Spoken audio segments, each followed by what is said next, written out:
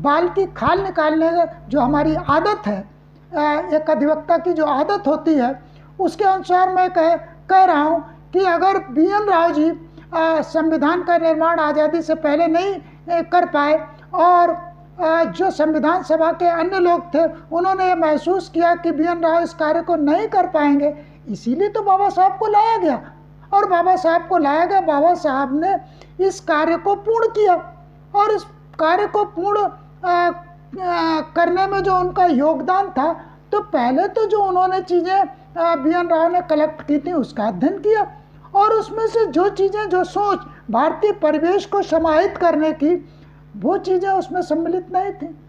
भारत की आत्मा उसमें थी ही नहीं, इसलिए भारत नहीं बन सका। बाबा साहब के संविधान निर्माण में भारत की आत्मा को जोड़ दिया गया। तो जो ढांचा, जो शरीर तैयार किया था BN राव ने, वो चीज़ें जो है उसमें आत्मा की कमी थी और इस आत्मा को डालने वाले बाबा साहब हैं, जिन्होंने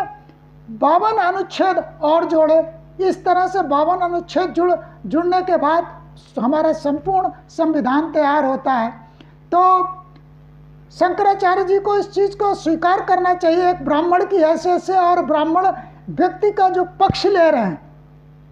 क्योंकि उनको शायद कहीं पर अंदर ये भाव हो कि डॉक्टर अंबेडकर को दलित है और दलित को एक संविधान बनाने का मौका दिया। क्योंकि अभी जो बातचीत हो रही थी, जिन्होंने कथावाचकों की आलोचना करते समय इस बात को शंकराचार्य ने उठाया कि केवल कथावाचन का अधिकार सिर्फ ब्राह्मणों के पास है, यानी ब्राह्मण सोच की मानसिकता वाले शंकराचार्य अखंड भारत का निर्माण कैसे कर सकते हैं। तो आदि शंकराचार्य की बात अलग है कि उन्होंने 4 मठ बनाए और भारत को एकीकृत करने की कोशिश की, लेकिन आज तो चारों शंकराचार्य एक दूसरे से लड़ रहे हैं,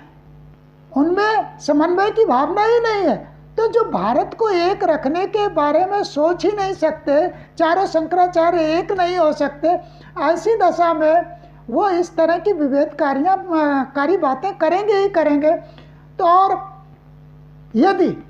कुछ दलित, भ्रमित दलित लोग जी बाबा साहब का अपमान करते हैं, उनके ज्ञान में भी, उनके संज्ञान में भी डाल दूं, अगर बाबा साहब ने संविधान सभा में ना आए होते और संविधान का निर्माण ना किया होता